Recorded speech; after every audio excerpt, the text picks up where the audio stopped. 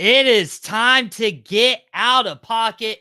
I'm your host, Michael Davis. Guys, we have a great show in store for you today. I'm super excited to get to do this episode. Later on, we'll have podcast underscore Smith, the guy who accompanied me at the commentary table this past weekend at Squared Circle Champions. He'll be on to talk his beloved Tar Heels and some more college football action. In addition, we're going to have Aikman Chambers from the Blue Ridge Football Podcast to talk some of the NFL. His team, the Washington Commanders, play Monday Night Football in one of our two games. And of course, this is why we do our live streams, so you guys can comment and engage with us in the comment section, just like Wayne Thomas did. Wayne got a shout out on air because he's tuning in live, he's commenting, and so we'd love to do that for our guests. Now, before I welcome in Shannon, you know what I do after every weekend? I kind of recap everything that's happening in this weekend, what I call Homer's House. Now, I could call it Homer Home, but I know I would butcher that name. Of course, why wouldn't I? But I got three teams to talk about. I got three teams. And I'm going to start the same way we're going in today with the NFL. I'm going to start with the Dallas Cowboys. Now, the reason I'm starting with Dallas, I'm going to get into some college football as well. I'm going to talk about what App State needs to do. I'm going to talk about what Duke did this past weekend. But I want to start with the Dallas Cowboys and what happened. Now, of course, my dad and I are going to be dropping Dad and the Boys tomorrow, our new time slot of 3 p.m., and we're going to cover everything that happened in this game in more depth and detail. But I can't walk away from this game. I can't walk away from this weekend without addressing something that I'm sure is going to be popping up in our comments here soon. The Dallas Cowboys had two flaws coming into this season. They had the Shanahan coaching tree that I'm sure Podcast Smitty absolutely is happy and ecstatic about. But they also had the run game, particularly the run defense. Now, everybody's been commenting about, Dallas's run game and, why didn't they, go out and sign somebody? Why didn't they draft somebody? And they end up bringing in Dalvin Cook, who hasn't been activated yet. He's getting into football shape. They've got Ezekiel Elliott, who had 3 carries for 6 yards this past weekend. You have Rico Dowdle, who was on the team last year. He had 8 carries for 32 yards this week.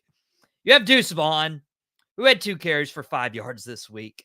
And while I'm not going to pull out those stats to tell you necessarily that, they're garbage or Dallas made a poor decision in signing Ezekiel Elliott or, bringing in Dalvin Cook or relying on Rico Dowdle or Deuce Vaughn. I'm not going to be that typical Dallas fan. But we saw all the flaws in the Dallas Cowboys this past weekend and last week as well. The Shanahan coaching tree was a recipe for disaster, and the Saints just had Dallas's number. From the get-go, Dallas is not a team historically who can play from behind. Their strength is getting after the pass rusher, putting teams in situations where they have to pass the ball, and relying on a really talented secondary. Well, when the Baltimore Ravens are getting ahead in the scoreboard, in addition, just running the ball down Dallas's throat like they did this past weekend. And I told you guys last week I was really concerned and I was really scared for Dallas going up against Baltimore because Baltimore had their backs against the wall. They were 0-2 coming into this game. They lost to the Kansas City Chiefs week 1. They lost to the Raiders at home in week 2. And so to go down 0-3 in the AFC is nobody wants to be in that position. And the Baltimore Ravens came in knowing they needed a get-right game. And what better way to have that get-right game than against a defense that defends the pass well, but they don't defend the run well at all. And this is getting to be really upsetting as a Dallas fan, as a Cowboys fan, because I want to go through some stats here in terms of what Dallas is doing. Now, granted, Baltimore Ravens are leading the league in offensive yards, total yards per game, 430.3. That is through the first 3 weeks. So Baltimore has a really good run offense. Dallas has the best passing offense. But when it comes to the rushing defense for Dallas, that's the Achilles heel. It really is. Dallas in totality, passing and rushing, are giving up the 4th most yards in the NFL. Only the Raiders, Colts, and the Rams have given up more. Dallas against the run, it's all come against the run. 185.7 yards per game on the ground. Okay, to put that in perspective, Dallas has given up 187 yards passing. Now, you tell me a team's given up 187 yards passing, that puts them, close to the top of the middle of the pack. I'm like, if I'm giving up 187 yards passing in a passing league, I feel really good about my team and their chances and what they're doing. But when you're allowing defenses to have that balanced attack of 185.7 yards per carry, what that does is that keeps the offense, that keeps the high-paid Dak Prescott, that keeps the high-paid CD Lamb on the bench. They're not having the ball in their hands to make electric plays. Then going up early in games, that's not allowing Dallas to have a balanced passing attack because they're working against the clock. They can't give Ezekiel Elliott 10, 15 carries, which is where Ezekiel Elliott thrives. When Elliott has more carries, historically, that's when the Cowboys offense is the most successful. Zeke, especially in his first iteration with the Cowboys, anytime he'd have, 20 plus carries, 100 plus yards on the ground, like Dallas was winning the majority of the game. I want to say it was like a 85, 90% clip of their games they would win when you would feed Zeke. The recipe is not to give Zeke 3 carries a game. And I do want to touch on these other college games for Homer's house. But I did want to address this because this loss is not on Dak Prescott. Social media needs to chill. To quote Podcast Me, I need you to chill. This isn't on CD Lamb, even though he could have used his attitude a little bit better in this game. This loss isn't necessarily on Mike McCarthy, but I'm going to pin this loss on one person, and it's going to be Jerry Jones. Jerry had an opportunity to go sign Derrick Henry. Jerry Jones had an opportunity to go sign Derrick Henry, and Jerry Jones doubled down after the game saying, hey, it was a money thing. We couldn't afford Derrick Henry. Well, when you don't even contact Derrick Henry for a price tag, that's the first mistake. And second, you let him go to a team where he can thrive with Lamar Jackson, to where Derrick Henry going 25 carries, 151 yards, 2 touchdowns at age 29, age 30. Like, by the way, age 30 has the same birthday as my younger brother, Hunter. Shout out, Hunter, if you're watching. The fact that we were on the receiving end of a Derrick Henry pounding this past weekend, and that was what hurt us the most, was not defending the run game, not having a balanced run-pass attack because we were down so early. That makes me wonder, this offseason could have went a lot better. I'm not throwing in the towel. It's 1-2. The Eagles are 2-1. They don't look their absolute best. They barely got by the Saints, who I knew just blew the gates off Dallas a week ago. It's a very attainable. It's a very attainable division and a playoff seed. And Wayne, Ravens fan, couldn't agree more. Jerry fumbled before the season even started. It would have looked a lot different with Derrick Henry here. It's interesting to see Dak spreading the field more with wide receiver choice. Jake Ferguson, 6 catches, 95 yards. Kevontae Turpin showed up. Jalen Tolbert showed up. Hunter Lipke made 2 of the best catches of the day for either side of the field. I mean, Hunter Lipke had a fullback. Jalen Brooks, Brandon Cooks, Luke Schoonmaker. Like, everybody was getting involved in the passing game, and I love the fight for Dallas as they moved on, but it just wasn't enough time on the field, enough time in the game for Dallas to amount that comeback. And unfortunately, that's what you get when you don't invest in help and getting Derrick Henry on this team.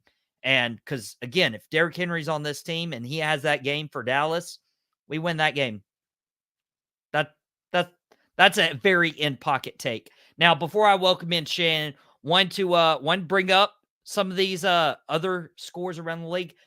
App State, another team that got blown out at home, Sunbelt opener, 48-14 South Alabama. I was so heartbroken on Friday. In addition to a packed show this past Friday. Shohei Ohtani breaking news, his record-breaking day. NFL picks, college football picks. Also shout Jason, who won our NFL picks. Hopefully he'll be back Friday to defend his back-to-back prediction win contest. But Sean Clark, I'm not saying that Mike McCarthy's on the hot seat, even though he's playing or coaching without a contract throughout this season. But Sean Clark, we need better for you, man. We need better. There's absolutely no reason on this earth that you got blown out at home to South Alabama in our Sun Belt opener. The amount of prestige that surrounds this program, that should have never happened. You shouldn't have went to Clemson.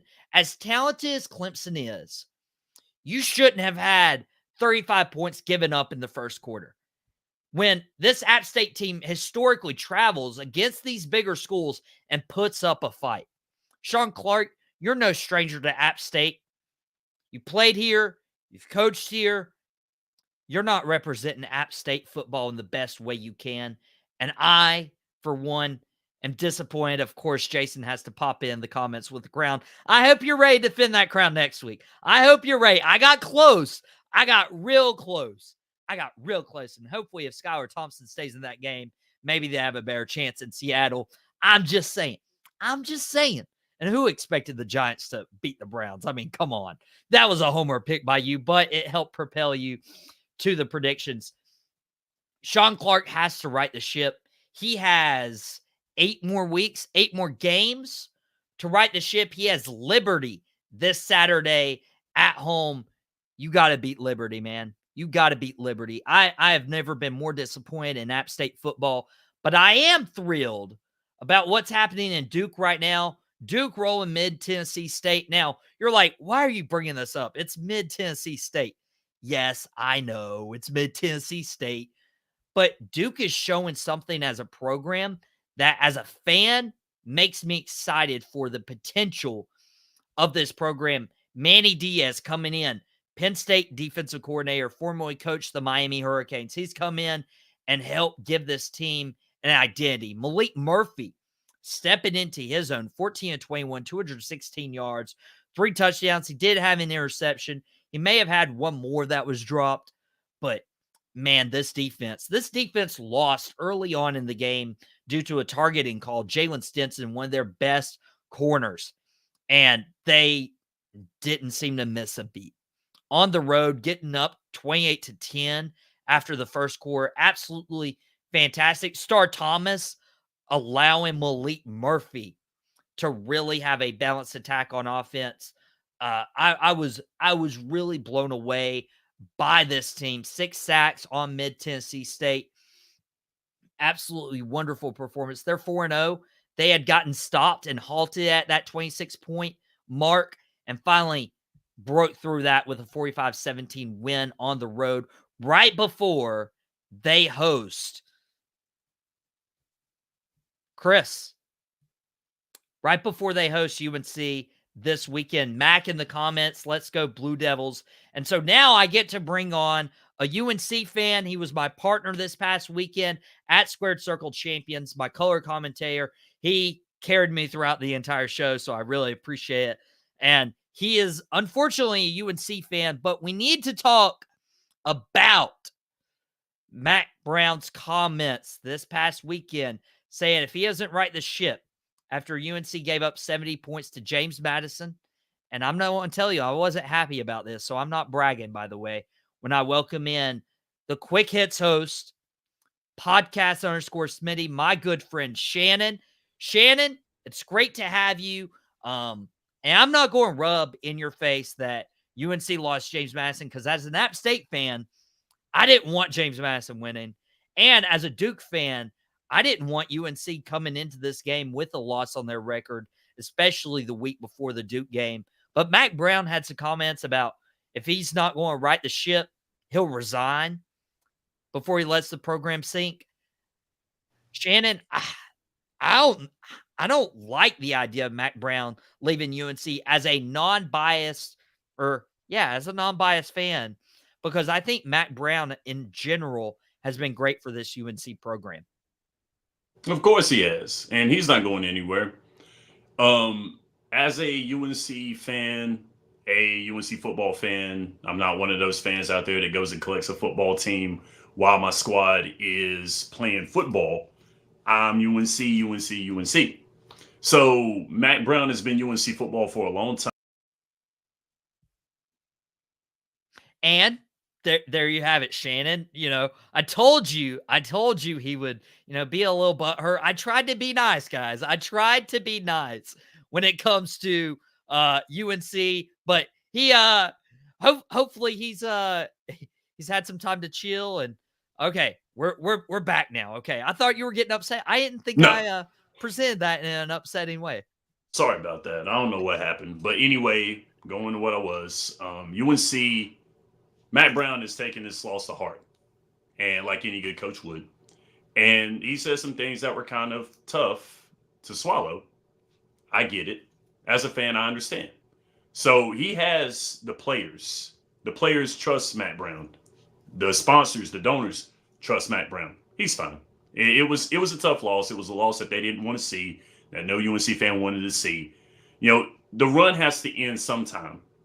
So as of right now, I don't see that happening. Mack Brown's fine.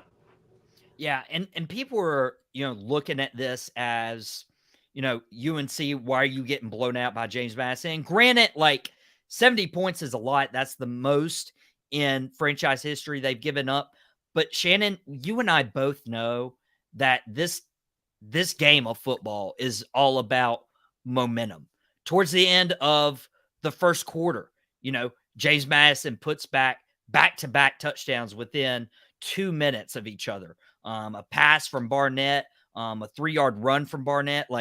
They had 2 big drives, very quick drives as well, to get James Madison up 25-14 after the end of the first quarter. And after UNC answered back, when James Madison scores 3 touchdowns within 3 minutes, that's a complete momentum shift. And honestly, I almost attribute that more, and I don't know if you'd agree with this, I'd almost attribute that more to just the momentum and the way the ball rolls versus something distinctly wrong in this UNC program. It was. One thing about it is when the defense didn't play that well, that was something that really did it. The offense played very well. There were times where the offense was getting down the field. We were going long. The passing game was going well, but the defense didn't tackle, didn't cover, because there were some long balls that were thrown by JMU, and just the secondary did not play well with Carolina. And Carolina's defense has played really well in the past 3 games. And seeing that was just was depressing because the offense played well. The offense scored points. And sometimes you have those games where the defense leaves the offense out on the island. But that's what happened in this game. The offense played well, but the defense just didn't cover. They didn't do well. So that's what did it. Special teams also had a blunder as well, too. with the block punt and the scoop. So that isn't well. Then the ball's being turned over as well too. So that's another thing. Turnovers, penalties were in a surplus, and JMU got the win. It was bad. It was super ugly. 53-21 at halftime, of course, is not good. So it was rough to watch. It was a tough game to watch. I was at work while it was going on. I watched the game in preparation, then watched the highlights again before we got on, and it was rough to watch. And it's interesting to note, like, UNC's on their third string quarterback right now. Like, Criswell was not the guy you guys were expecting to start before, Thank you. before the season. It's about time someone said that, though, and he still played well. But that's what has to be understood as well too, because Max was supposed to be playing in this game here. Max was supposed to be playing. There was a battle between the first and second string during the spring game, which was enough said. Brad Johnson's son Max won. He ends up getting hurt the very first game of the season. So that being said, I don't like to chunk that up because I'm a next man up type of guy. That's the way I feel. I think that teams need to have that philosophy, that mentality. You can't just put it all on one guy. But yet and still, when you have your scheme drawn up for a certain player, especially in college football, it's hard when you have to plug in someone else. But yet and still, it doesn't matter. Still next man up. Still not a good loss. Still not a good look. I mean, it's obviously tough. And honestly, I was, as a Duke fan and a UNC hater, I was hoping for undefeated versus undefeated going into this weekend. And I'd love to have you back on Friday to preview more of that rivalry Duke UNC football game, because I still think it's going to be an absolute blast. But before we have Aikman Chambers from the Blue Ridge Football Podcast come in here in a few moments, talk some of the NFL action that happened this past weekend and the action that's supposed to be happening tonight, not one but two Monday Night Football games. I did want to have your opinion, Shannon, changing gears from your team. Tennessee absolutely impressed me. I didn't see it coming. Trevor did. Trevor saw a big win for Tennessee coming on the road to Oklahoma. I didn't see it. 25-15 win at a really, really tough place to play. And afterwards, this is what the rankings looked like. We have Texas at 1, Georgia at 2, Ohio State at 3, Alabama at 4. Obviously, your blue bloods almost of college football in this day and age. But Tennessee still ranking 5th, just outside of the top 4. Now, I know we've moved outside of the college football playoff only being 4 teams, so it's not that big of a deal. But I think after a big win on the road against Oklahoma, I feel like people need to respect Tennessee, including myself, a little bit more. Do you think they got it right with this top 4, or should Tennessee have snuck in?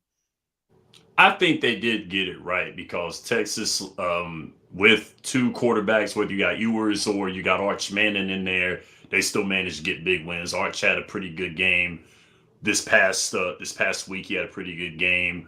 I see Georgia, even though they had the hiccup with Kentucky. Kentucky had a very good defense, played very stout in that game. Georgia's offense is still suspect to me, but they were able to get the win. They got the lone touchdown in that game. And then, of course, Bama's going to be around. Ohio State is also going to be, because Ohio State's the best team in the Big Ten. Let's just be honest. They're the best team in the Big Ten. I believe they'll win it. But don't worry. Tennessee will sneak into the top 4 when Georgia and Bama play each other, because that's going to be a fight this weekend. I really think that Bama's going to win it, and I think that's going to put Tennessee at 4. So don't worry about it. Tennessee will be up in there. Tennessee's good. I like Tennessee. I do. I think it's going to be very, very tough. The SEC is going to be tough. Gauntlet. So, yeah, don't worry about it. Tennessee will be in there next week. Tennessee going to be in there. Who they going to replace, though? I don't know if we want to get a prediction in Georgia, Alabama. Yeah, Georgia's going to lose. I think Bama's going to win this game here. It's going to be a tough game. That's going to be that's going to be a really good game. But I think Bama's going to win it. I like Bama's defense against Georgia's offense. I think Georgia's offense hasn't been pushed to the limit yet, and they're going to get that going. I think Jalen's going to play very, very well for Bama. I think Bama's going to do it. Either way, it's a coin flip for me, which one I don't really like. I'm not a fan of either or. I don't have a dog in a fight, but I do want to see a good football game, and I think we're going to get a very, very good football game at 7:30 on Saturday. Dude, that's going to be awesome. But I do think the extra week helps Georgia, especially after, barely beating Kentucky Yes. 13-12. I was like, okay, this is tough. It's great that they have a couple more weeks to prepare for a team like Alabama. Mac making a good point for the top 5 SEC. This is very dominated when it comes. And also, this is like all these teams moving to the SEC. Like, it's so weird to think like Texas as an SEC team. I like it. I really do. I like Texas and Oklahoma both being there. They did the right thing by putting them both in there and putting the rivalry in there. The SEC going to get paid off this, though, for real, especially if Oklahoma and Texas still keeps up their recruiting, which they will. But I still think, it's going to be tough. That's going to be great playing the mediocre Iowa State team. Yep, you're right. Chris, that's a good He's comment. right. If you guys haven't caught Dugout Debrief, I'm just blown away by, the support, and not only for his show, Sideline Savants with Wayne, his new show, The Gridiron Address. Get well soon, Aaron. Thinking about you. So not the worst sickness in the world. He's not dying. As far as I know, maybe we'll do a wellness check after the show, or if he drops something in the comments, but he'll be back next week. I have even though I love the Duke to death, he was not the first one to talk about baseball on Boom Broadcast, and that was me, sir. With QuickHits, that was me, sir. So to be fair, you were the first one. But his is baseball everything. I know. And I'm glad. And that's great. I mean, for real, we need a good baseball show. I think Chris would do a much better job at a baseball show than I would. So he breaks down everything well. Duke, great job, baby. And I do want to point out, Max said 4 of the top 5 SEC. It's actually 5 of the top 6, because you got Texas, you got Georgia, you have Alabama, you have Tennessee, you have Ole Miss. I mean, that's stacked right there. Yeah, it's gonna be a gauntlet. The SEC is a gauntlet right now. So I think the champion will come out of there, I believe. Future guest? Could we get a Chris and Shannon collab? Say the word, man. Anytime. Talk to me. Yeah. Or let me talk to you. That's the that's the line. And that's the great thing about Boom Broadcasting is we're a team. And Wayne's even called it a community, which I'm very, very thankful for, that he's allowed to share that with us, and really put a term to that, because Chris, Shannon wanting to collab together, Shannon being thankful enough for him to hop on Out of Pocket, of course, and talk some football. We only got a few more minutes of Shannon's time, but joining us for the next few minutes, we're going to talk some NFL. We're going to talk some football action. Jason as well, a huge part of it. He's been on Sideline Savants the last couple of weeks. He's been on Out of Pocket. Jason's doing a phenomenal job helping get the word out about Boom Broadcasting. If you guys are enjoying this, subscribe, send this link to a friend, and then go check out some of the content they're doing. Dugout Debrief, Sideline Savants, QuickHits, so much more.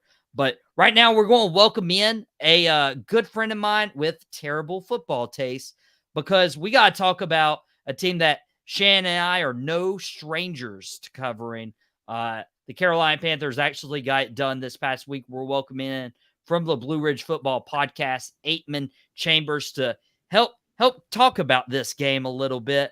Guys, I thought this Carolina Panthers organization was garbage, was terrible, absolutely horrendous. But how can you stick to your guns with that take when you see them just make one minor switch this past week, and they put Andy Dalton in? Andy Dalton, of course, a veteran, so he has a leg up on Bryce Young in that situation.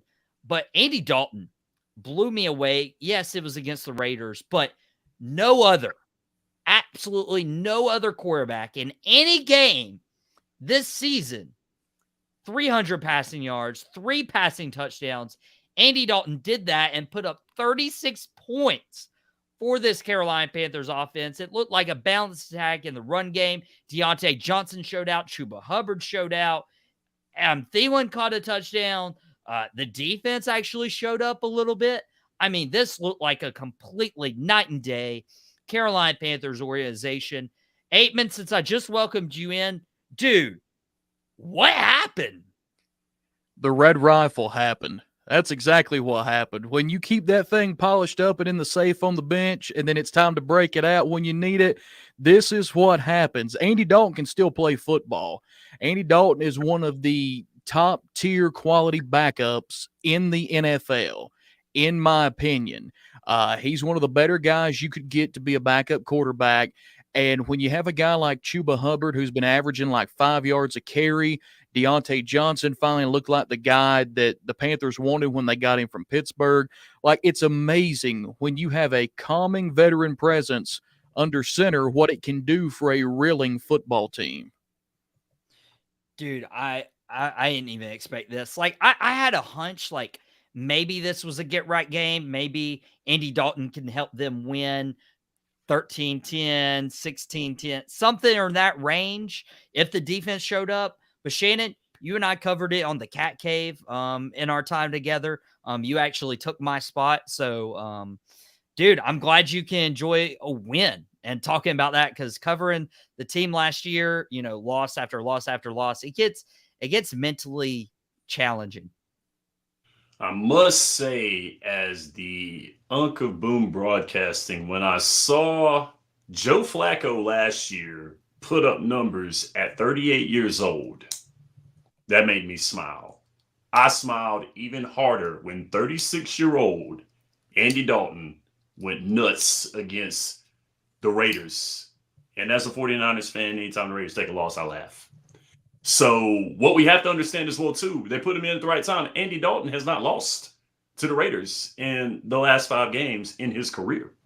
So that's another thing. They put him in there with a team that he's beat up on. So the fact that let's all look at this right here. I was very harsh on Bryce Young the very first game. Then the second game, I was very harsh on him. I said, put him out, UFL, this, that, and the third. But let's just be honest. Has he had time to develop? No. He's been thrown in, and I get it. When you're dubbed as the next, and you're dubbed as the prodigal, and you mortgage the farm and draft this guy, you got to put him in. I get it.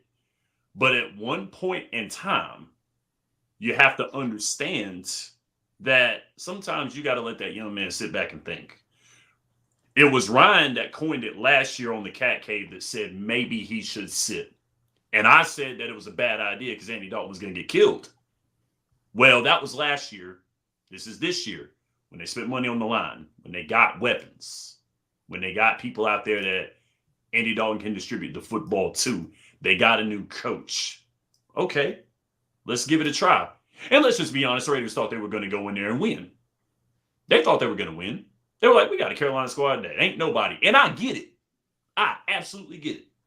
If Bryce would have been in that game, sure. But with Andy in that game, no. And Shannon, you brought it up right now, and Jason's asking the question in the comments. The Red Rifle's a professional quarterback. Can Bryce learn from a professional? Because obviously, Aikman, you gave up so much to go up and get Bryce Young. We talked about it on the show. I feel like I'm beating a dead horse sometimes when I bring up like sending Christian McCaffrey to Shannon's 49ers, sending DJ Moore to Chicago, trading a number 1 overall pick for the eventual number 1 overall pick when you could have gotten probably a better prospect in Caleb Williams. But you don't want to give up on this project of Bryce Young. Can Bryce learn from Andy Dalton and maybe next time he gets an opportunity, thrive and excel? Yeah, he can definitely learn from him. But here's the other thing too. there's so many factors going back to the time Bryce Young was drafted last year, working against this young man with the organization he was coming to from the top down. I know shaky ownership better than anybody as a fan of an NFL franchise with everything I've been through in my lifetime. I know it. I know it. I see it. I have lived it. In 26 years of my life, this is finally the first true year, because I don't count last year because everything happened so close, that I know what it's like to have a decent, competent owner for a football franchise. So I know how Panther fans are going to feel. I thought the deck was stacked against Bryce Young from the beginning. I never thought it was going to be a sunshine and roses type of marriage. I didn't think that the line was where it needed to be. I didn't think last year they didn't. When Adam Thielen, while he's almost ready for an AARP card, was your number one receiver last year. Funny. That's not funny. You stop that.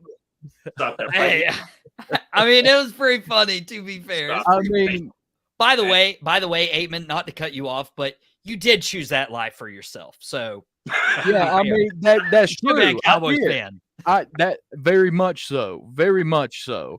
I mean, either way I look at it, I'd have been heartbroken no matter which route I would have went. I think at this point, I mean, because my dad still lives in 1995 till this day. So, I mean, but, you know, as far as Bryce Young is concerned, I do not think the experiment is over. Now, do I think that teams are going to keep dangling trade proposals in front of Dan Morgan and company? They definitely are. The one I would watch out for is if they decide to do it as a trade and stash type of scenario, is the LA Rams. If Sean McVay gets his hands on Bryce Young to groom behind Stafford, because Stafford's not a spring chicken, McVay would be the one that I would put some stock into. Look, he helped turn Baker around once Baker landed out there. He's kind of got that quarterback whisper secret seasoning out there on that staff. One of the reasons why Tampa Bay went and got Liam Cohen to be their offensive coordinator this year. And until yesterday, it had been working pretty well through 2 games of the season. So that would be the one trade partner that I would look out for and say, if Bryce Young could land with Sean McVay in LA, I think that could be the one guy that I would be a little nervous to. I don't think they'll trade him, but I'm just saying if they were to dangle enough fruit out there, that would be the interesting spot to me. If I'm Bryce Young and I truly want to go, that's where I would want to go. Well, it's interesting you bring that up because, I mean, would Sean McVay stay there long enough to actually want to develop Bryce Young? And I've even brought up Miami with the uncertainty around Tua. You look at that talented roster. They have the roster to go up to Seattle and win, but with quarterback uncertainty and Skylar Thompson also getting hurt, like that was an issue. Shannon, also Mac asking, why could he not get out of Goff? Why could he not get out? Am I reading that right? No, you're right. I get what he's saying. Okay. They traded for the same guy, to be honest with you. I think Detroit and St. Louis got the same guy in Jared Goff and in Stafford. I think they got the same guy. It's just plugging him into a winning franchise. That's exactly what it is. And this is something that I swore that I'm leaving for QuickHits. This is something I'm leaving for my show. But you got to look at some of these guys. You know, when we talk about draft busts and things of that nature, dude, you don't want. Well, hey, he predicted NFL games back-to-back weeks. He's defending his crown. But if this ages well, mark the date, mark the time in the show. We'll clip it and we'll put it on our socials. If that comes to fruition, but I still wouldn't. I don't think so. But you also got to look at it like this. You know, some of these guys get put in these bad situations, put with these teams. When people talk about C.J. Stroud, C.J. Stroud would have been better. I get it. I mean, I understand that. But he went to a very, very good organization. Houston believes in D'Amico Ryans. They benefited from the Deshaun Watson, that horrible trade that Cleveland just got thirsty and decided they were going to take Deshaun Watson and then give everything that they had to Houston, and Houston is now benefiting from it. Got a guy that's probably going to be their franchise and got pieces to go along with it and a coach that they trust. So you got to chunk it up to some of these guys are bust because of where they go. And I think that might be a case for Bryce Young if he doesn't get out of Carolina.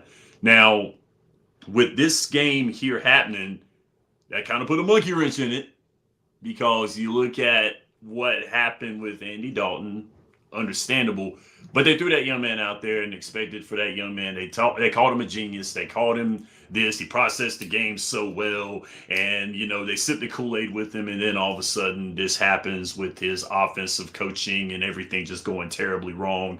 Last year, Frank Reich didn't want him. He wanted another guy as a quarterback, and then they go into it with a new scheme. He's got to learn a new scheme, and it's overwhelming.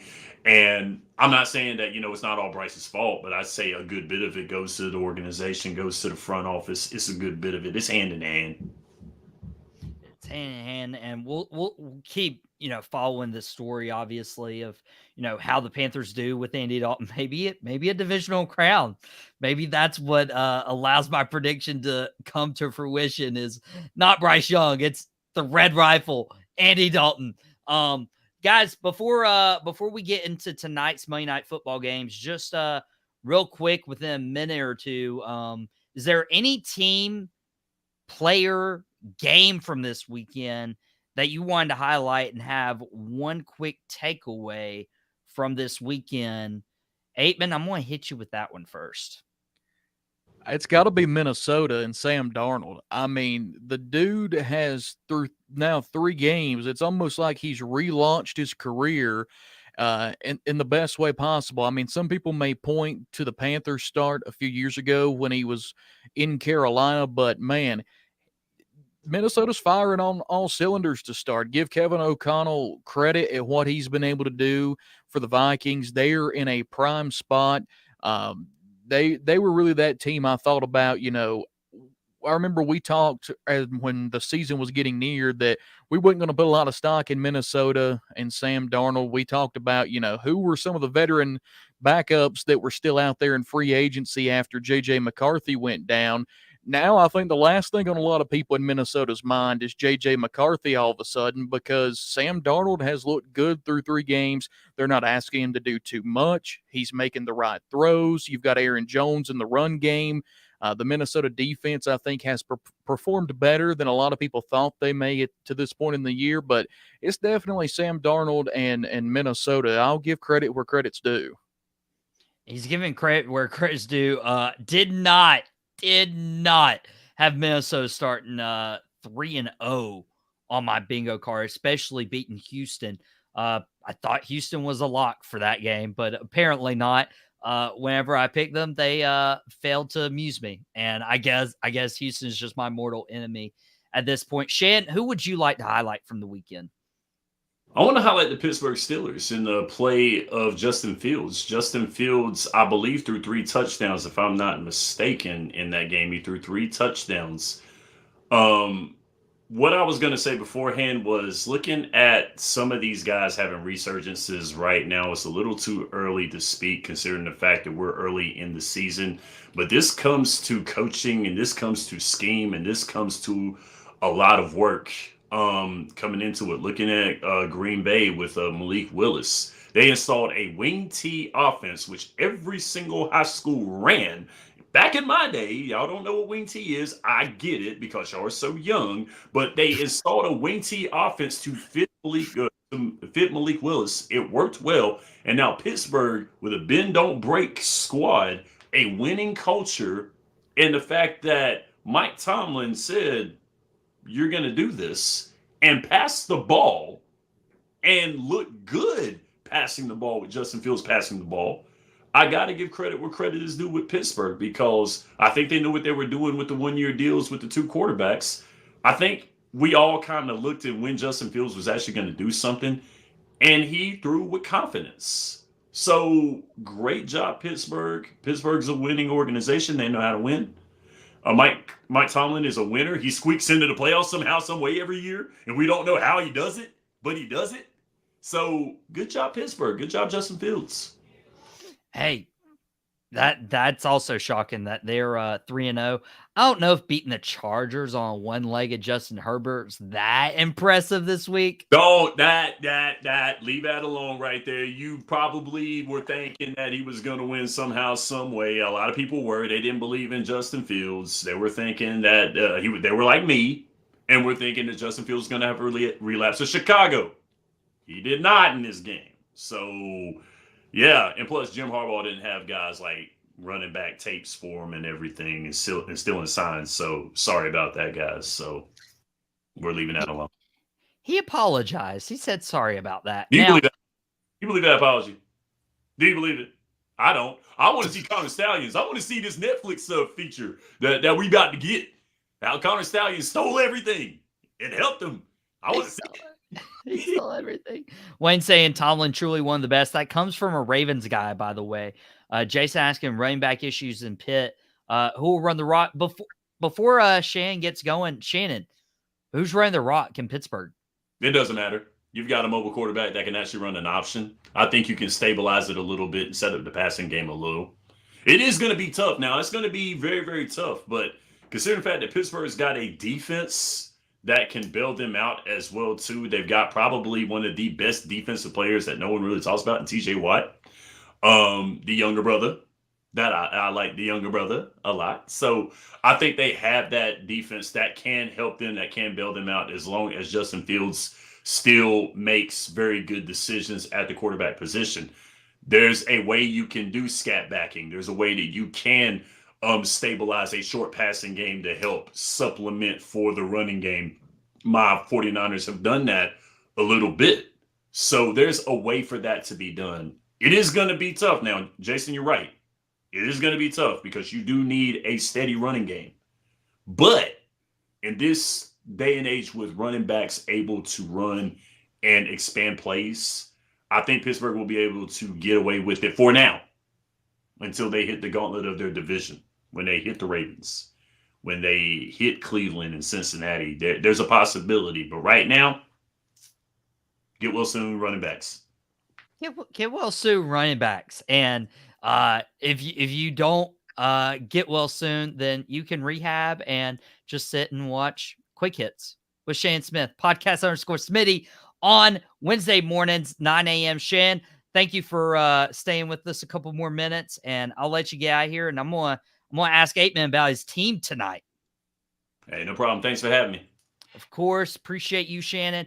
Aikman, I'm gonna get to your team. I promise. We got the Commanders, we got the Bengals tonight, and we're talking about one of the Steelers AFC North challengers, but we have a Monday Night Football game kicking off a little bit for the Jaguars and the Bills.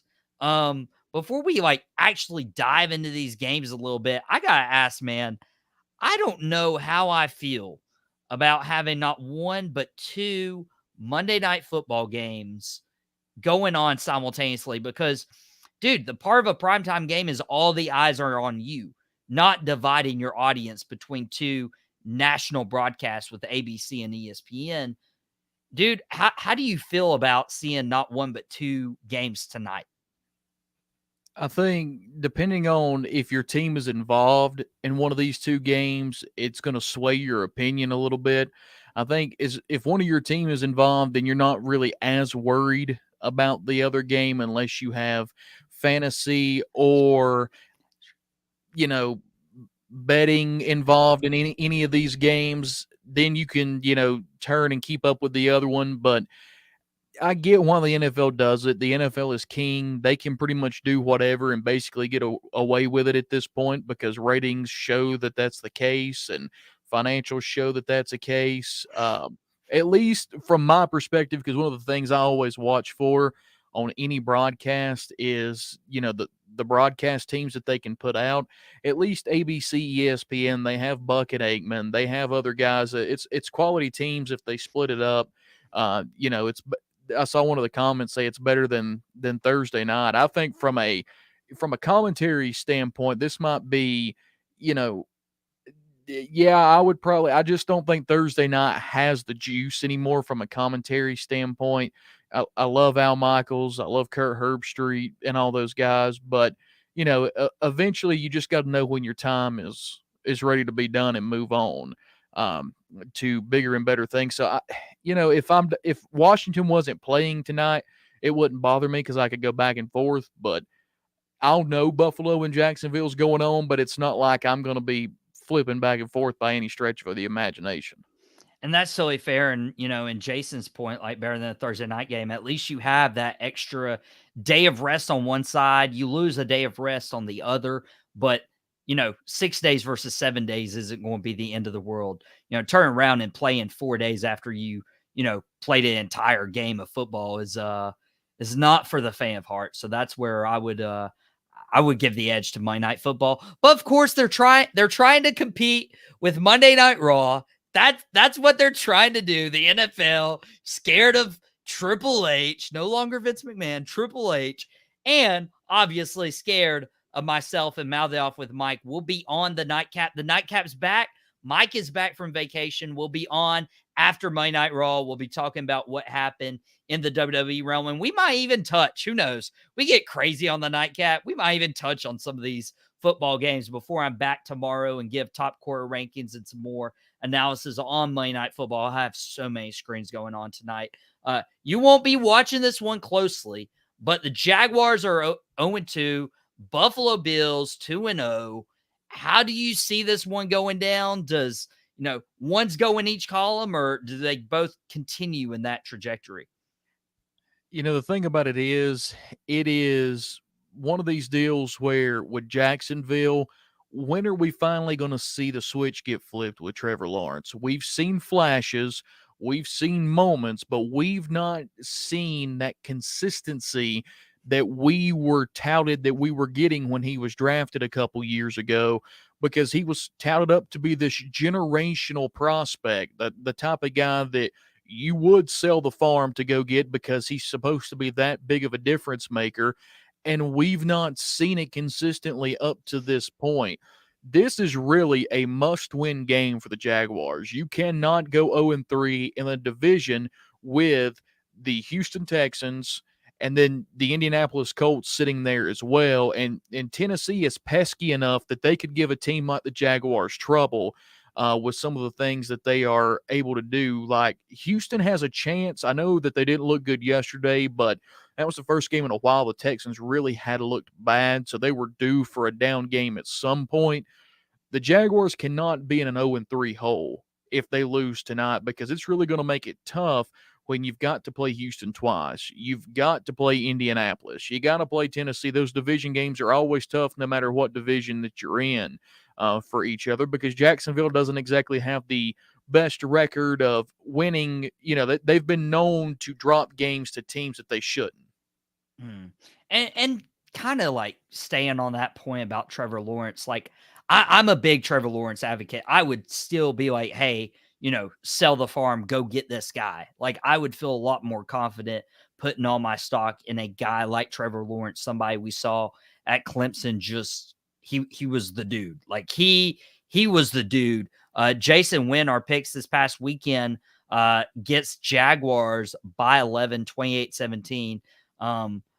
But yeah, Trevor, first two games, hasn't looked the best. He did lose to a good Miami Dolphins team on the road by 3. He lost to the Browns last week by 5, which the Browns defense I still think is no joke. But when you look at Trevor's stats throughout the first couple games, you see 51% completion percentage, 1 touchdown, 0 interceptions, ranking like 28th in yards with 382. Like, there's not much to write home about. So if he showed up on the road in Buffalo against that defense, maybe people are looking at him in a little different light. Final score prediction. What's the number you got?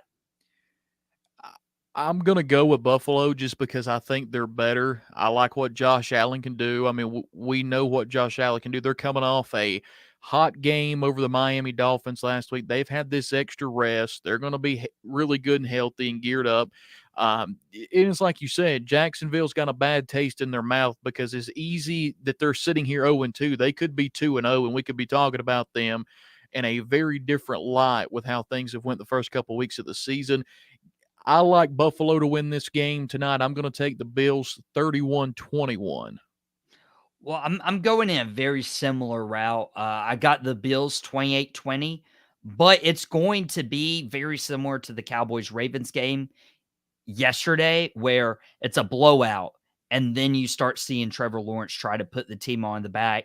I'm hoping a good connection between Lawrence and Thomas, the rookie wide receiver from LSU, starts to emerge. And while it's a blowout, Trevor, gets some points late in the fourth, and it's Bills 28-20. Now your team, the Washington Commanders, are actually playing the Cincinnati Bengals. And another quarterback under scrutiny right now is Joe Burrow. His team is 0-2. You got the rookie quarterback Jaden Daniels on the road. First primetime game, if I'm not mistaken. And they're 7-point underdogs for this game on the road against the Cincinnati Bengals. Which begs the question, like a rookie quarterback, his first time in prime time, all the eyes are going to be on him. Joe Burrow, who is fighting back down 0-2, very similar situation that Lamar was in yesterday. Who needs this win more when you look at these quarterbacks? Oh, there's no question that Burrow needs this win more than Jaden does. Burrow, there is a lot of questions still to be answered. Now, granted, he's going to have a fuller arsenal tonight to play with T. Higgins and Jamar Chase. I mean, that they're finally all going to be, that whole trio is going to be together on the field. But Burrow needs this win more. Jaden's going to have more chances to get quality wins as his career starts to really take off. And, we've seen, you can make the case now Bo Nix has a 1-game advantage and Caleb Williams both, but you can make the case out of the 3 rookie quarterbacks through 2 weeks of football, Daniels has been the best guy of the 3 that we've seen starting. Caleb Williams doesn't have time to breathe behind the Bears offensive line. And then, Bo Nix has been spotty. He's made some incredible throws. Now, he looked good yesterday, but this is I think, a must-win game for the Bengals. Now, I go back to a couple years ago. It was week 8, week 9. The Eagles were undefeated. In comes Taylor Heineke and the Washington Commanders into Philadelphia, and we literally run the game down. And it was the constant run game night where we ended up, I can't remember how many actual run attempts we had on the night, but it was just a constant pounding with our run game, and we made just enough plays late to get out with the win. That's the recipe for Washington. You saw it last week against the Giants. Our run game came to life with Brian Robinson and Austin Eckler. And the thing about it is, that Giants game, I still can't believe we won on all field goals. It makes me so happy on one end because we finally seem to have a competent kicker for the first time in what feels like forever. But on the other hand is the offensive line, who every time we got inside the 25-yard line was called for false start or hold or just something to negate the drive back and take momentum away. If things like that are cleaned up and we are able to get the offense moving, I think it could be a close game. I think the atmosphere is going to be there. You've got the last 2 LSU Heisman Trophy winning quarterbacks in this primetime game. There's a reason this game's the 8:15 slot and not the 7:15 slot, and this one's on ABC, is because I think it's going to get a lot of watches because Jaden Daniels has, got some positive press through 2 games in with what he's been able to do. But it's definitely more of a must-win game for Cincinnati tonight. They got to have this game. Now, granted, if we could find a way to send them to an 0-3 start, I think Pittsburgh Steelers fans would love us to death. I think Baltimore Ravens fans would thank us very well because it makes their road a little bit easier in the division. But Cincy really needs this win tonight. And it's hard to go down 0-3, especially looking at the division that the Bengals are in, especially since Pittsburgh had 3 gimme games as well. Jason predicting 31-10 Bengals. Daniels cannot get the ball in the end zone. Now, I do want to say this. I think Jaden Daniels can, but no rookie quarterback had the first couple games. Caleb Williams broke that mold yesterday. I believe Bo Nix broke it as well. So Jaden Daniels is due. The interesting thing I'd like to note is there is no 100-yard receiver for Washington yet. And that's not just in a game. That's for the whole season. Eckler's sitting at 99, so you'd assume that gets broken tonight. But Jaden Daniels has more rushing yards, 132, than any of his receivers have receiving yards. But having Eckler out of the backfield, having a reliable tight end, Zach Ertz, having scary Terry, you need to step up. And it's honestly going to come down to, does Terry McLaurin help Jaden Daniels, or is Jamar Chase help Joe Burrow? I think that's going to be the difference maker. But I think the Commanders find themselves in a tough situation that Dallas found themselves in yesterday, playing an 0-2 team that's actually good with their back up against the wall. So I got the Bengals. I got the Bengals winning. What score do I want to give? I will give it. I'll give it 14-10. It's going to be low. It's going to be a low scoring game. Do you have a prediction for this one before you roll out? I wish I had the faith in our defense to keep us in a low scoring game. I think our front seven is okay between D-line and linebacker, but I do not trust our secondary whatsoever. I think that I really do believe there's a chance that Jamar Chase gets close to 100 yards receiving or over tonight. And if I was throwing a score out there, it would be Cincinnati in the realm of 28-14 or 34-17, somewhere in that realm. Maybe first half we're staying around a little bit pesky, but then Cincinnati pulls away in the second half. I hope I'm wrong. And also, I will say, don't be surprised. I think a lot of people are going to think that maybe Zach Ertz ends up getting the first passing touchdown for Jaden Daniels. I'm going to go out on a limb. I think Noah Brown may be the guy you're looking at to see to get, because he stepped up and made, in very limited knowledge of this offense last week against the Giants. On that final drive, Noah Brown stepped up and made some really good catches, ran some great routes. He's the type of bigger-bodied guy that we need out there at wide receiver, because we have a lot of shorter wide receivers, and him on that 6'2", 6'3" frame that he has. Don't be surprised if Noah Brown is not the first receiver to catch a touchdown pass from Jaden Daniels. And Noah Brown was one of the first Cowboys I got to meet. And it stinks seeing him wear those ugly colors that are also behind you. But Aikman, I'll let you go. Get ready for that game. Guys, go listen to the Blue Ridge Football Podcast. It's not on Boom Broadcasting, but he covers a lot of the local high school sports, particularly football, interviews all these different coaches. He's really doing really good work at this part of the state. So appreciate you for making time for us today. Thank you, buddy. I appreciate it. And definitely, hope next time we talk, we're coming off a huge upset win on Monday Night Football, but we'll just play the game and see what happens. We'll watch the game, see what happens. Hope that's not the case. But Aikman, it was awesome having you today. Appreciate you. Guys, we have Monday Night Football for you. Also, breaking news that just happened while we've been on air. The Baltimore Ravens have signed Yannick Ngakoue to the practice squad. He has 69 career sacks. That's nice. He's 29 years old, going to the practice squad. So the Baltimore Ravens get more help, because Kyle Van Noy just doing absolutely incredible stuff for Baltimore, and the Ravens get more help after their win over the Cowboys that I covered in the beginning of this show, but I'll also cover with my dad on Dad and the Boys tomorrow at 3 p.m. Eastern, only on Boom Broadcasting video and on Fans First Sports Network via audio. But of course, Mouthing Off with Mike will be back tonight with the nightcap, and yours truly gets to be a guest. Monday Night Mics are back. A well-deserved vacation, but it's back to work for Mouthing Off with Mike and the nightcap. Been talking to him. He's been missing y'all.